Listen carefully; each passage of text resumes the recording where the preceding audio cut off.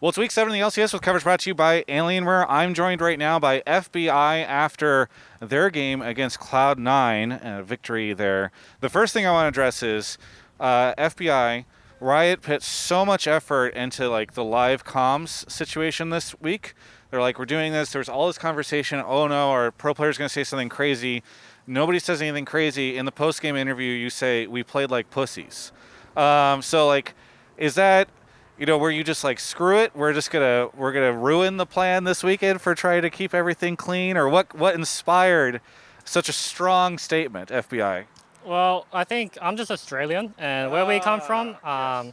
we use a lot of vulgar language, which Yes. is not good, don't get me wrong, but that's kind of the word that I'll use. Maybe not the most appropriate word, but I just said the word instead of thinking of like a more Yeah. PG word. Yes. So I apologize for that, but yeah.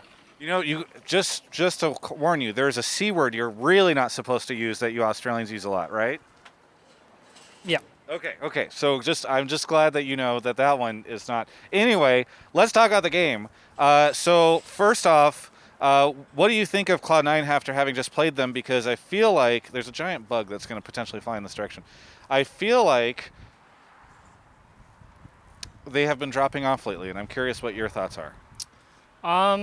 I can't speak too much about Cloud9 since we versed them this week. We didn't get to scrim them, but in the game, I would say they felt a bit disjointed as a team, and I felt that way when I was watching their game yesterday. I think they probably still have some issues they need to work on that are team related, but individually, I think Berserker is very good. Jensen, Blabber, and Fudge, all very good players, and I'm not sure about Sven. Yeah. To be honest, he's kind of like an unknown quantity, but I think they just need some time to work on their teamwork, and they'll probably be pretty good. All right. Just realized you've got sunglasses on, so now I don't feel bad wearing sunglasses. Okay, we're both wearing sunglasses. Yes, it is very bright. Okay, so unclear on C9, but on the other end, you guys are really seeming to pop off lately. And it feels like this always ends up happening. A couple of weeks ago, people were like, oh yeah, 100 Thieves, whatever. Then you guys start picking up towards the end of the split. What is it that every split causes you guys to like really start to figure things out towards the end? I don't think there's anything in particular. I think just toward the end of the split, we, as a team and individually, all take it a lot more seriously because those are really the games that matter, right? So, yeah, I think we are a team that kind of ramps up depending on how important we find the game to be and stuff like that. But we've been trying to work on being more disciplined and focused in scrim this week, and I think it kind of showed on stage, so maybe we should continue doing that. Okay, I do want to point something out. It is fascinating to me that you guys think the games towards the end really count. Because actually, all the games matter equally throughout the split. They're all weighed the same amount at the end. So why do the ones at the end count more in your mind? Well, I think for teams in the LCS, winning obviously gives you a lot of confidence, and losing can shake your confidence. And I think heading into playoffs, it's really important that you have your teamwork, cohesion, and just like general good attitude and confidence ready. So I think that's probably why it doesn't matter as much when you lose in the early games, because you still kind of have the time to recoup as a team and bring it back. Who do you think could stop you guys from going to Worlds right now? Ourselves, I would say. I think when we're playing well, we are, along with EG, probably the two best teams in the league. So I think we just need to focus on ourselves, and I'm not really too worried about anyone else. Okay. If you had to predict the 3 teams that are going to Worlds right now, who would you predict? Us, EG, and Yeah, this is the fun one, right? I have to say TL because I think their bot lane is very strong. In practice, I feel like on stage they've kind of been shitting the bed. Yeah. I'm not really too sure what's going on there, but in practice I feel like they are, alongside EG's bot lane, the two bot lanes that trouble us the most. So I would just have to go with TL. Okay. What are your thoughts on CLG, especially because they've been doing well lately?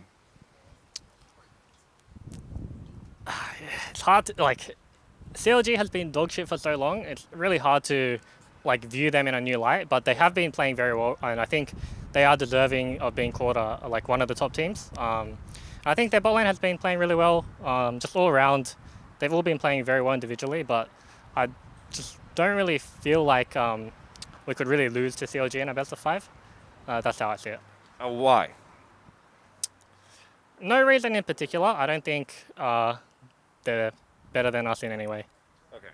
Across the board, Yeah. they are just in every role and in drafting in every aspect, they are just a worse version of you guys. Well, I would say their drafting is very unique, actually. That's one of their strengths. It's pretty hard to prepare for CLG, a team that has just a very diverse champion pool, flex picks all around. And I think that's what makes them potentially be a threat. If they can figure out some more picks, they can like throw a screw in the wire, whatever the saying is. Screw in the wire. Yes. Okay, continue. But I just don't think that individually they're better than any of us. Okay.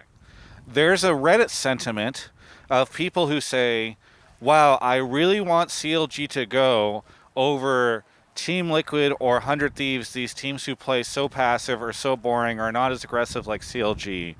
What would you respond to critics of the team who say 100 T plays too slow, especially in comparison to CLG?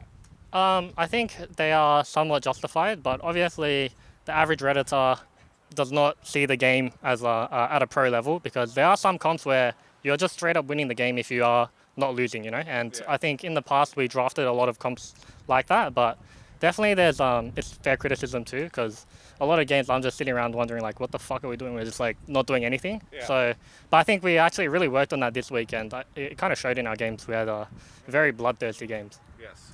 I appreciate it. After a slow start to this split, I feel like some of the teams are starting to get a little bit more hyphy. Anything that you want to say to any of the fans out there?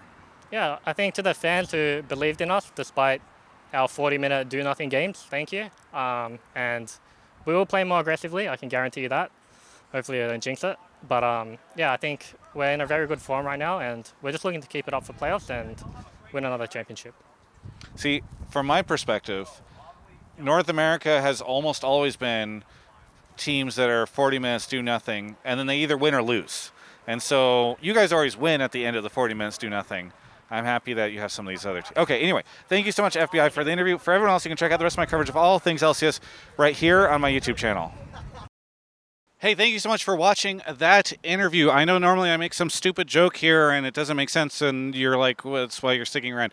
This time I have something different for you.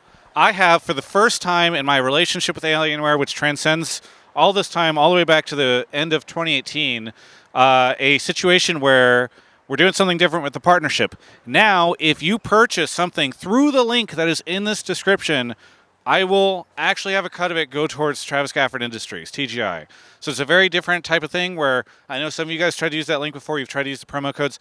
Please make sure that you use the link now, because that will actually really help. And so that's the first time we've done something like that. So thank you so much for watching. Please hit that link if you're going to buy an Alienware product, and just know that some of that will come back to TGI if you do.